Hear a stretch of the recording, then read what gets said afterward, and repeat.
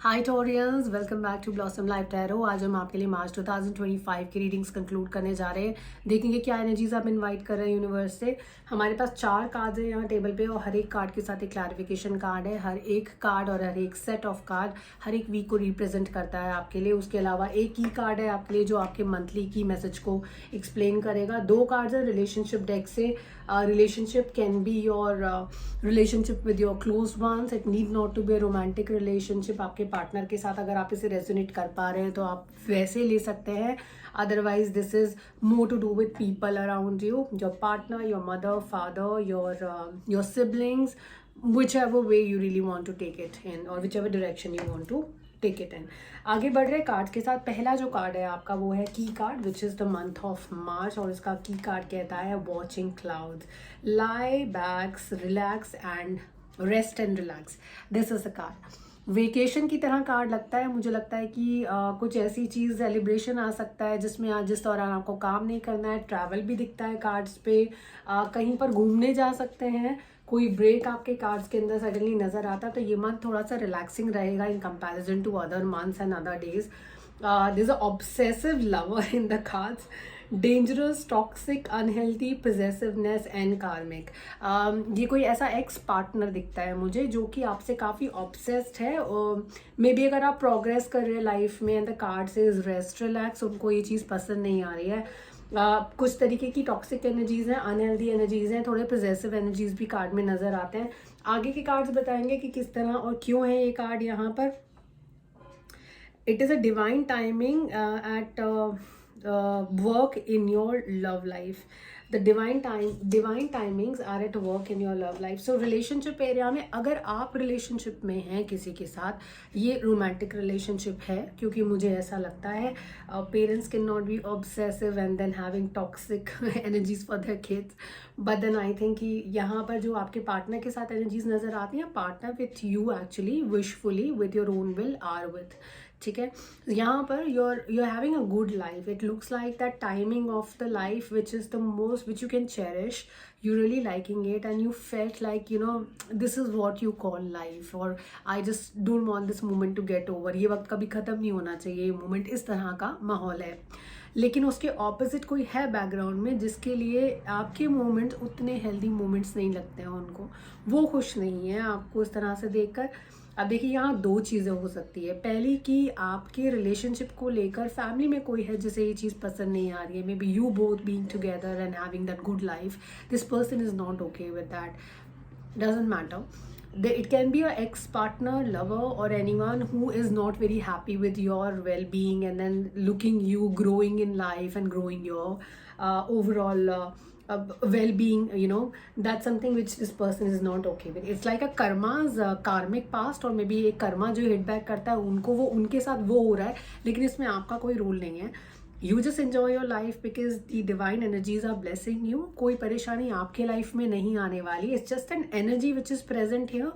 So because it has come in the reading, I will say कि अगर आपको कोई ऐसा टेक्स्ट मैसेज, कोई ऐसी रिक्वेस्ट आपको रिसीव होती है इस इंसान से, कोशिश करिए इग्नोर करिए, इसका पार्ट मत बनिएगा क्योंकि you never know the person, what extent this person can go up to again maybe impact your life in a negative manner. तो अपनी दूरी इस इंसान से बिल्कुल बना कर रखिए। पता नहीं, फीमेल एनर्जी नज़र आती है मुझे, तो ये मेल टॉरियंस के लिए है कि फीमेल टॉरियंस की तरफ से उनको फीमेल एनर्जी फीमेल पार्टनर की तरफ से उनको इस तरह की एनर्जीज मुझे लगता है कि रिसीव हो सकती हैं। पहले हफ्ते की तरफ जा रहे हैं आपके, और जो पहला वीक है वही बिट्रेयल का कार्ड है। तो अच्छा हुआ आपको ये मैसेजेस हैं वो मिल गए आपको। 7 ऑफ कॉइन्स का कार्ड है, 7 ऑफ पेंटिकल्स का कार्ड है। 7 ऑफ पेंटिकल्स के साथ 5 ऑफ सोर्ड्स का कार्ड है। सोर्ड्स 5 तब आते हैं जब किसी तरह का धोखा होने वाला होता है, किसी तरह का बिट्रेयल होने वाला होता है, या कोई इंसान आपके एक्सपेक्टेशन के अगेंस्ट जाकर या आपके एक्सपेक्टेशंस के बिल्कुल ऑपोजिट जाकर एक्शन करते हैं कोई चीज़ जो which is not right. It can create some kind of a heated conversation between you and this person. They can be heated argument happening here. तो again I would say that first of all, look around, see if you have given too much authority to someone in your life who shouldn't have that kind of an authority on your money, on your mental wellbeing, on your life, and then just look back, क्योंकि यहाँ पर आपको वो देखने की ज़रूरत है। Betrayal है, रेवेंज है कार्ड के अंदर, तो यहाँ पर आपको इस एनर्जी से जो कार्ड में दिख रही थी पहले भी, उससे थोड़ा सा केयरफुल रहने की ज़रूरत है, ऐसा लगता है।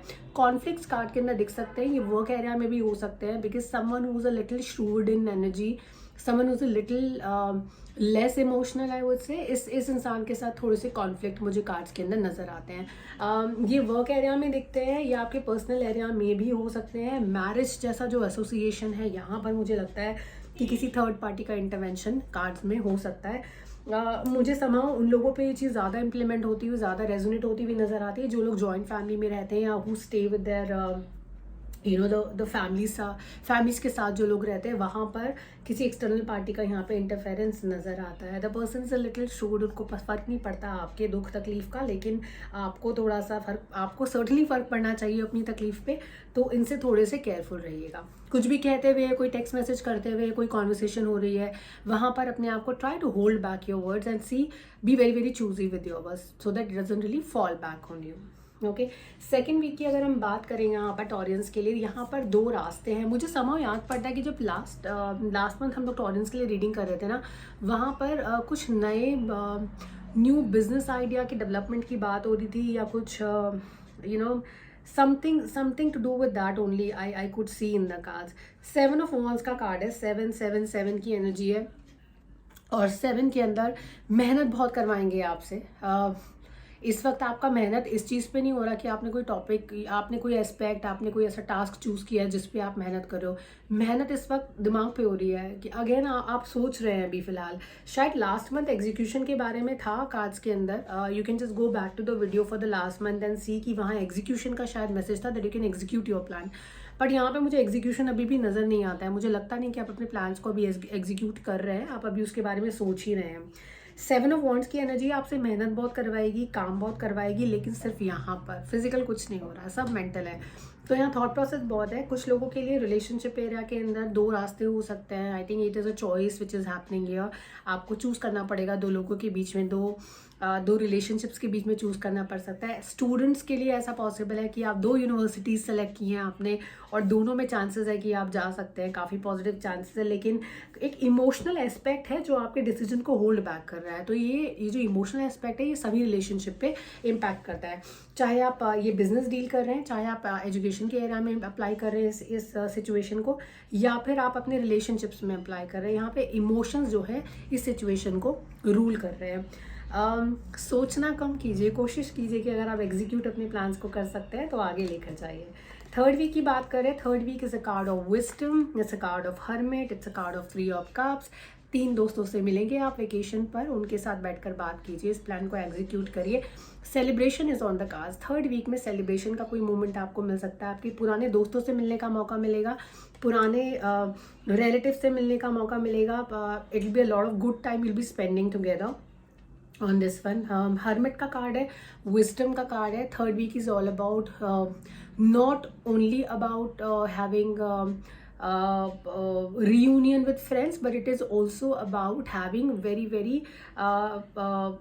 very mature conversations which are ruled by wisdom and focused in the area of experience. आपने किस तरह का वक्त देखा है, किस तरह की चीज़ें देखी हैं। तो थर्ड वीक आई थिंक काफ़ी कुछ ना आपके वॉचिंग क्लाउड्स वाला जो कार्ड था, की कार्ड, उसके साथ अलाइंड है। ये पूरा मंथ कहीं ना कहीं अगर बातचीत हो रही है तो किसी नई चीज़ की शुरुआत के लिए बातचीत हो रही है। आप अपने प्लान्स डिस्कस करते हुए नज़र आते हैं, और उसके अलावा कार्ड में बहुत सारी सेलिब्रेशन के मोमेंट्स नज़र आते हैं, पार्टी होते हुए नज़र आ रही है यहाँ पर। तो ये जो मंथ रहेगा काफ़ी रिलैक्सिंग रहेगा। इस दैट कि आपके रिलैक्स करने का जो ये जो वक्त है, या ये जो भी आप कर रहे हैं, इसे कोई एक एनर्जी है जो बहुत खुश नहीं है। तो you will have to decide and see कि कौन है, और आपको उनका कितना ख्याल रखना चाहिए, कितना उनके थॉट प्रोसेस को, उनके इमोशंस को कंसिडर करना है यहाँ पर। बट ओवरऑल मार्च का month will be a really good month for you. Last week की अगर हम बात करें तो कुछ ऐसी एक अपॉर्चुनिटी आ सकती है which will be a good opportunity, but then आप कहीं ना कहीं आपको लगेगा कि you would want to just ignore this अभी at this point in time. But ये कहते हैं ना कि कई बार गॉड गिवन अपॉर्चुनिटीज़ होती हैं जिनके बारे में सोचना चाहिए। तो अगर लास्ट वीक में आपके पास कोई एम्प्लॉयमेंट अपॉर्चुनिटी आती है, या फिर कोई रिलेशनशिप ऐसा आता है जो आपको लगता है कि आपको you should go ahead with, this is for single Taureans. Committed Taureans के लिए ये कार्ड बिल्कुल नहीं है. So people who are actually not in relationship right now, looking for relationships, Taureans के लिए ये वाला कार्ड जो है काफ़ी पॉजिटिव रहेगा. कोई नया रिलेशनशिप आ सकता है which is like a blessing kind of a thing which will come in your life. Similarly अगर एम्प्लॉयमेंट की बात करें तो जॉब रिलेटेड एरिया में, बिजनेस एरियाज में कोई ऐसी बिजनेस डील आ सकती है जो कि will be a very good opportunity for you. The only problem what I see in the cards is that you will be a little scared, a little reserved, and then आप थोड़ा सा आपको constraints नजर आएंगे. Already आप आगे नहीं बढ़ना चाहेंगे. आपको जो डर है ना, इसको साइड पे रख के ना इस अपॉर्चुनिटी को आगे लेकर जाना चाहिए, क्योंकि ये आपके लिए बहुत ही ज़्यादा पॉजिटिव रहेगी. और काफ़ी ज़्यादा चांसेस है कि आप शायद इसको मना ही कर दें, आप इग्नोर ही कर दें कि मुझे नहीं चाहिए या मेरे को करना नहीं है, या something similar would have happened in past and that did not really work out. ऐसा हो सकता है. लेकिन यहाँ पे ये चीज़ तो शॉर्ट है कि आप जो हैं doing very well. You will do very well if you really pick this up. तो इसके बारे में सोचिएगा ज़रूर. अगर आपके पास कोई नया जॉब एम्प्लॉयमेंट या जॉब ऑफर इस मंथ में आता है, या कोई बिजनेस डील आती है, so as a new relationship which comes from nowhere. ये ऐसी चीज़ है जो अचानक आएगी, आप प्लान नहीं कर रहे होंगे. And then if that comes, evaluate, pick that up, because you will grow really well in that.